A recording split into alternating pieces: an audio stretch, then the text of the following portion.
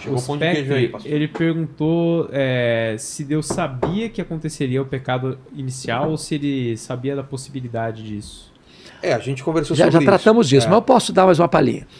É claro que Deus sabia, porque um Deus que desconhece o futuro, ele não é onisciente. Tinha essa possibilidade disso acontecer e ele sabia que provavelmente o homem... Volto a dizer, o fato de Deus saber de antemão, que é a presciência dele, não significa que ele determinou que o homem caísse. O homem é responsável pela sua queda. Porém, Deus sabia que o homem caía. Claro que sabia, tanto que sabia que providenciou um plano de redenção antes da criação. Está lá em Apocalipse capítulo 3, versículo 8. O plano de Jesus vir já estava desde o começo também... Da eternidade. Ah, é? Da eternidade. Aqui, ó. Deixa eu ler para não ficar só como se fosse uma afirmação minha fora das Escrituras. Está escrito aqui, ó. Aqueles cujos nomes não foram escritos no livro da vida do Cordeiro, que foi morto desde a fundação do mundo. O Cordeiro não foi morto desde a fundação do mundo. O Cordeiro foi morto há 2000 anos. Então ele já estava planejado... Os planos de Deus, Vilela, são eternos. Deus não usa rascunho nos seus planos. Deus não precisa lançar a mão do plano B porque o plano A fracassou. Deus não precisa atualizar seus planos. Nem a palavra de Deus precisa ser atualizada, nem ressignificada. Ela não é nova nem velha, ela é eterna. Essa é a verdade das Escrituras. Tô mastigando, Paquito, agora o que eu faço? Ixi, e agora? E ele também. Eu também. Ô, Paquito! Já tô terminando, manda aí.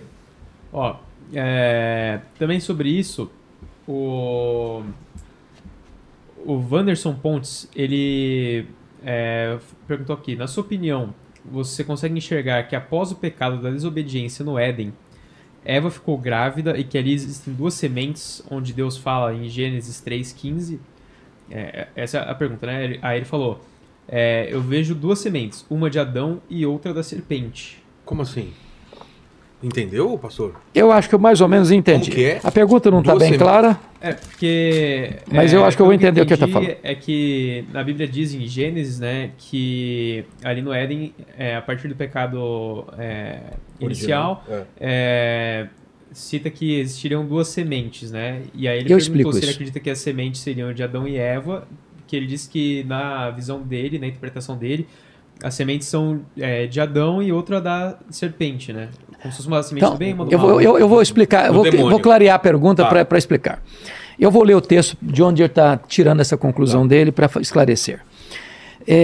Quando acontece a queda lá no Éden, Deus vai sentenciar a serpente, vai sentenciar Eva e vai sentenciar Adão. Serpente, para entender, Lúcifer ou não? É Lúcifer. No caso aqui, uma personificação, porque o Lúcifer, que é um espírito, não tem corpo, se personifica, usando um aparelho, usando um instrumento para se aparecer. Então está escrito aqui o seguinte, a fala de Deus à serpente.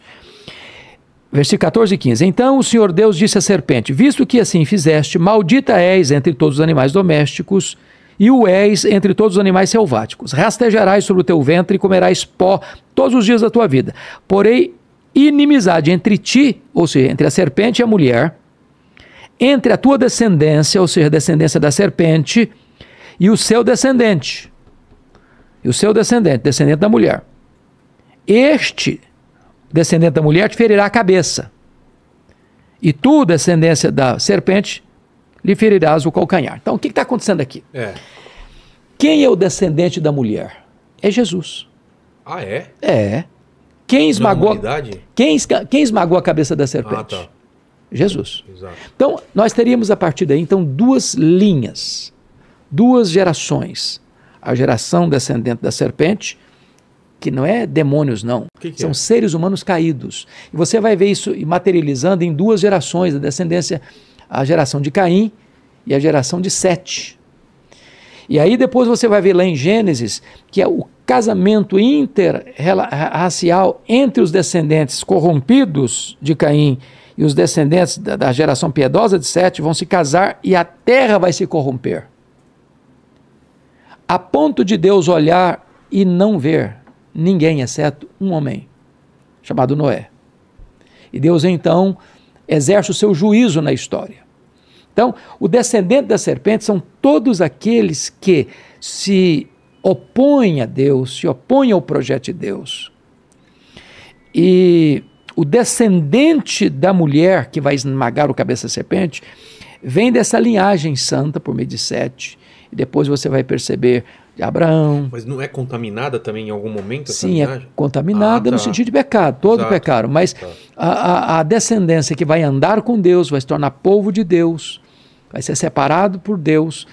E aí a questão não é, a pergunta, ele está confundindo, sementes, é. ele tá confundindo Adão e Eva, não. É. O ponto, ele está falando de duas coisas aqui, só. Ele falou uma semente de Adão e E outra outra de da Eva. serpente. Não, não é- Não, serpente e uma do Adão, não é? A ideia não é a semente de Adão, a ideia aqui é da mulher.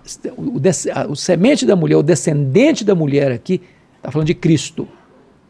E é Cristo que vai esmagar a cabeça da serpente.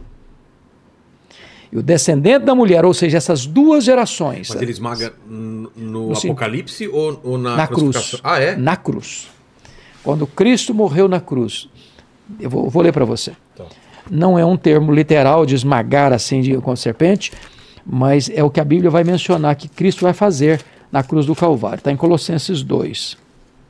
Está escrito o seguinte: quando Cristo foi para a cruz, tendo cancelado o escrito de dívida que era contra nós, que constava de ordenanças, o qual nos era prejudicial, removeu inteiramente, encravando na cruz, despojando os principados e as potestades, publicamente os expôs ao desprezo, triunfando deles na cruz. A ideia de vitória esmagadora. Entendi. Então, Jesus derrota, ele desfez as obras do diabo. Ele tem uma derrota aparente, mas na verdade é uma vitória. Porque aos olhos das pessoas ele perdeu, ele morreu. E ele ressuscitando, ele tem a vitória. Então é exatamente isso que está colocando. Quando o diabo, e Paulo coloca isso lá, se as pessoas soubessem, se o diabo soubesse, porque é como se fosse uma conspiração de Quando Cristo. ele viu Cristo sendo crucificado, ele falou, venci, né? Venceu. Se soubessem disso, jamais teriam crucificado o Senhor da glória.